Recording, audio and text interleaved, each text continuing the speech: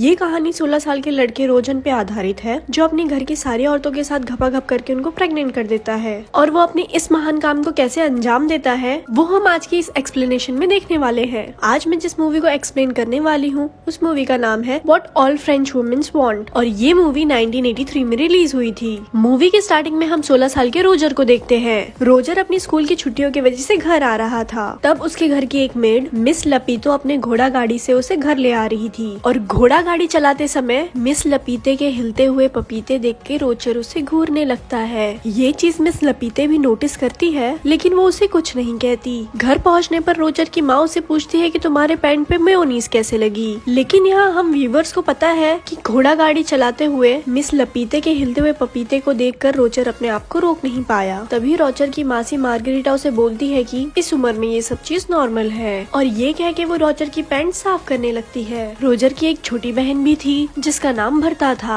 उसके बाद भरता रोजर को जंगल में ले जाती है जहाँ मिस लपीते भी थी। तभी मिस लपीता रोजर के सामने ही साइड में जाके हल्की होने लगती है और ये देखकर रोजर की आंखें बाहर आ जाती है। उसके बाद रोजर को किसी के चिल्लाने की आवाज सुनाई देती है और जब रोजर वहाँ पर देखने के लिए जाता है तब उसे वहाँ पर उसी के घर की एक मेड उर्सिला किसी और के साथ जंगल में मंगल करते हुए दिखाई देती है। जिसके बाद रोजर वहाँ से भाग जाता है क्योंकि उसे लगता है कि वो एक गलत दुनिया में आ गया है। उसके बाद सीन स्विच होता है और हम पूरी फैमिली को एक साथ खाना खाते हुए देखते हैं, जहाँ हम व्यूअर को पता चलता है कि रोजर की माँ काफी स्ट्रिक्ट है। शाम को रोजर जब सोने की कोशिश कर रहा था तो उसे बाहर से कुछ आवाजें सुनाई देती है और जब वो कमरे से बाहर आता है तो वो देखता है कि एक नौकरानी घोड़ी बनकर खड़ी है और कोई उसके पीछे से बजा रहा है। और ये देखने के बाद रोजर की फटके 4 हो जाती है और रोजर वापस सोने के लिए चला जाता है और बिस्तर में उसकी छोटी बहन बर्था छुपी हुई थी। तब बर्था उसे बताती है कि मिस लपीते ने मुझे बताया है कि हमारी मासी मार्गरीटा अभी भी वर्जिन है। जिस पर रोजर उसे पूछता है कि वो अभी तक वर्जिन क्यों है, जिस पर बर्था उन्हें बताती है कि उन्हें मर्दों से डर लगता है और इसलिए उन्होंने अभी तक शादी नहीं की है। तभी वहाँ अचानक से नैनी केट आ जाती है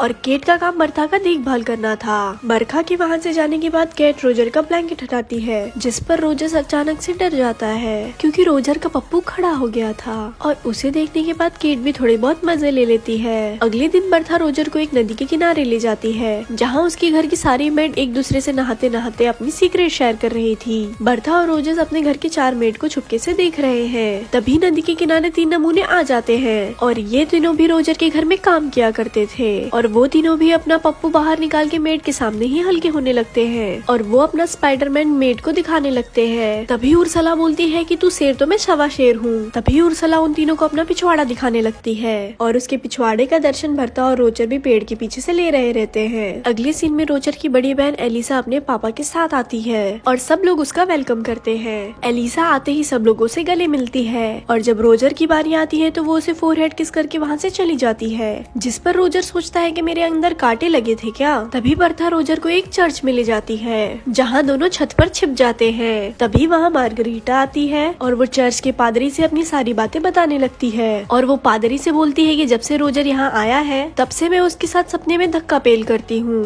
ये सारी बातें रोजर भी सुन रहा था। ये सुनने के बाद रोजर बहुत ज्यादा खुश होता है और बहुत ज्यादा एक्साइटेड हो जाता है, जिसके बाद वो पादरी के बगल में गिर जाता है और पादरी इन दोनों को रोजर की माँ के पास ले जाता है, जिस पर रोजर की माँ पादरी से बोलती है कि आप ही बताइए मैं इन दोनों के साथ क्या करूँ। जिस पर पादरी बोलता है कि आप रोजर के पिछवाड़े पे मार मार के उसके पिछवाड़े बंदर की तरह लाल कर दो, तभी इसे समझ आएगा और ये काम मार्गरीटा अपने शुद्ध हाथों से करेगी तो इसे ज्यादा मजा आएगा। रोजर की माँ मार्गरीटा से बोलती है कि तुम एक हंटर लो और शुरू हो जाओ। पहले तो मार्गरीटा ये करने से मना करती है, लेकिन रोजर की माँ के फोर्स करने के बाद वो ऐसा करने लगती है और वो रोजर के पिछवाड़े पे मार मार के उसे बंदर के पिछवाड़े की तरह लाल कर देती है। रात को सोते समय रोजर को फिर से बाहर से किसी की आवाज सुनाई देती है और जब वो अपने कमरे से बाहर निकलता है तो वो देखता है कि उसकी मेड हेलन किसी से ठुकवा रही थी और आज भी उसे बस हेलन ही दिखती है, उसके पीछे वाला बंदा बिल्कुल भी नहीं दिखता। और इस बार रोजर अकेले इस नजारे का मजा नहीं ले रहा था, बल्कि मिस्टर फ्रैंक भी ये सब कुछ देख रहे थे। तभी उस वक्त अचानक से रोजर के पास उर्सला आती है और वो उसे कहती है कि आओ मैं तुम्हारे पिछवाड़े में मूव लगा दूं। इतना मार खाने के बाद दर्द भी बहुत ज्यादा हो रहा होगा, जिस पर रोजर उसे ऐसा करने से मना कर देता है। उसके बाद रोजर उसे पूछता है कि हर रात हेलन को कोई पीछे से बजा रहा रहता है, क्या तुम्हें पता है वो बंदा कौन है। जिस पे वो रोजर को बोलती है कि हम मेड का टॉप सीक्रेट है। तब रोजर को ख्याल आता है कि उसने ये शो अकेले नहीं देखा था, बल्कि मिस्टर फ्रैंक भी इस शो को एंजॉय कर रहे थे।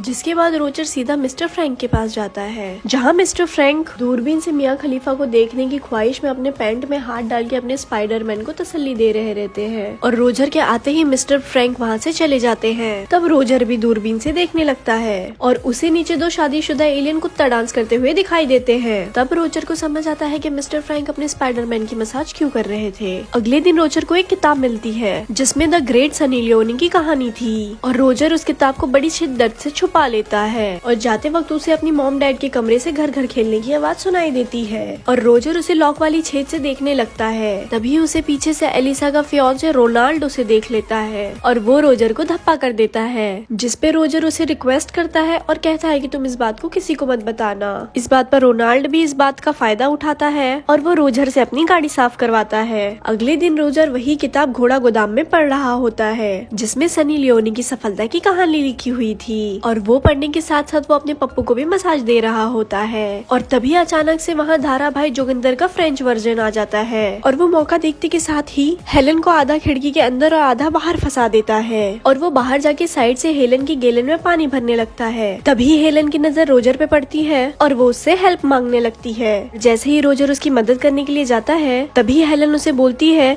रुको जरा सबर करो और गैलन में पानी भरने दो। तभी रोजर निकल के बाहर देखने जाता है कि हेलन की गैलन में पानी कौन भर रहा है, लेकिन तब तक जोगिंदर भाई अपना काम कर चुके थे। अगले सीन में रोजर अपनी फैमिली के साथ बैठा था जहाँ रोलांड रोजर को अपने जूते साफ करने के लिए कहता है, लेकिन रोजर काम करने से सीधा मना कर देता है। तभी रोलांड अपनी औकात दिखाता है और वो रोजर की सारी सच्चाई उसकी माँ को बता देता है, जिस पर रोजर की माँ बोलती है कि मेरी दोनों बेटियाँ ठीक है, लेकिन पता नहीं मैंने इस इमरान हाशमिन को जन्म कैसे दे दिया। जिसके बाद रोजर अपनी सनी लियोनी वाली किताब को अपनी बहन की किताब से बदल देता है और वो छुप के देखता है कि वो इस किताब को पढ़ेगी या नहीं। उसके बाद एलिसा उस किताब को पढ़ के ऐसा रिएक्ट करती है जैसे उसे धरती पर स्वर्ग मिल गया हो। उसके बाद रोजर किचन में जाता है जहाँ उर्सला होती है और वो मौका देख के उर्सला को वहीं घोड़ी बनाने लगता है, लेकिन तभी अचानक वहाँ एक दूसरी मेड आ जाती है और रोजर वहाँ छुप जाता है। जिसके बाद रोजर सोचता है कि मेरे ही किस्मत में एल लगे हुए हैं। तभी उसकी दिमाग की बत्ती जलती है और वो मिस लबीता के पीछे उसके पपीते दबाने जाता है, जिसपे मिस लपीते उसे पहले मना करती है कि ऐसा मत करो। लेकिन थोड़ी देर बाद उसे मिस लपीते कहती है रोजर मेरे बच्चे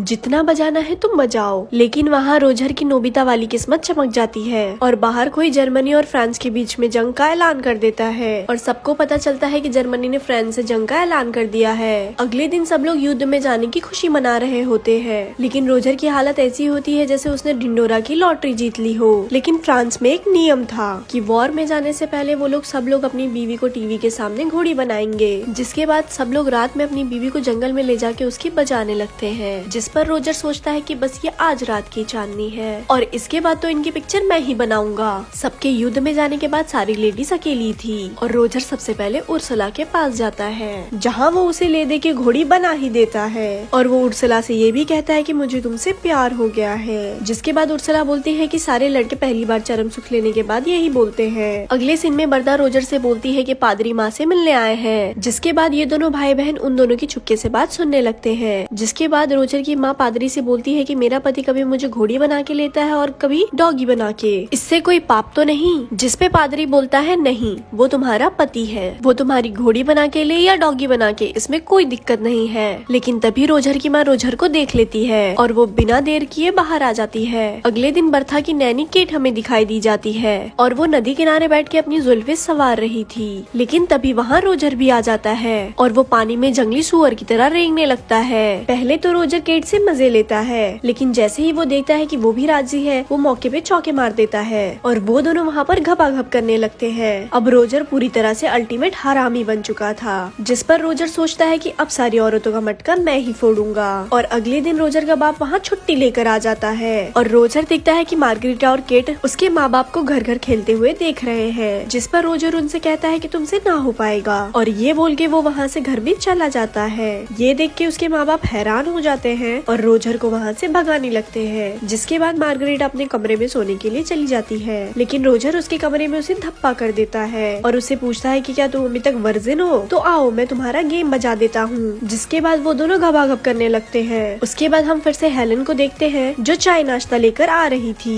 लेकिन इस बार युद्ध में जाने की वजह से उसका का बजाने वाला कोई नहीं था। तभी वो रोजर के कमरे में जाती है और रोजर उसे पीछे से पकड़ लेता है और वो उसे घोड़ी बना देता है। अगले दिन रोजर एलिसा के पास जाता है जहाँ वो घोड़ों को घास खिला रही थी, जिस पर रोजर उसे बोलता है कि मैं आज तेरी भी पिक्चर बनाऊंगा। पहले तो एलिसा उसे ऐसा करने से मना करती है, लेकिन थोड़ी देर बाद बोलती है कि हाँ मेरी पिक्चर बनाओ और हाँ मुझे पिक्चर में घोड़ी का रोल देना, जिसके बाद रोजर उसे भी घोड़ी बना देता है। अब रोजर सारी औरतों के बीच पॉपुलर हो गया था। इसके बाद सारी औरतें बारी बारी करके उसके पास काम 25 करवाने आती थी। दिन बीतते जाते हैं और ये सिलसिला चलता रहता है। एक दिन एलिसा रोजर से बोलती है कि मैं प्रेग्नेंट हूँ। तभी रोजर देखता है कि रोलांड भी वापस आ गया है, क्योंकि अब युद्ध खत्म हो चुका था। उर्सिला और मार्गरेटा भी उसे बोलती है कि मैं प्रेग्नेंट हूँ। और ये सुनने के बाद रोजर के पैरों तले जमीन ही खिसक जाती है, क्योंकि अगर उसके मॉम डैड को ये बात पता चली तो उसके मॉम डैड उसे ही घोड़ी बना देंगे। तभी रोजर उर्सिला से बोलता है कि एक नेल पॉलिश लेके आओ, और वो उस नेल पॉलिश को एलिसा के बेड पे लगा देता है और बोलता है कि तुम कुछ भी करके रोनाल्ड के साथ घपाघप कर लेना,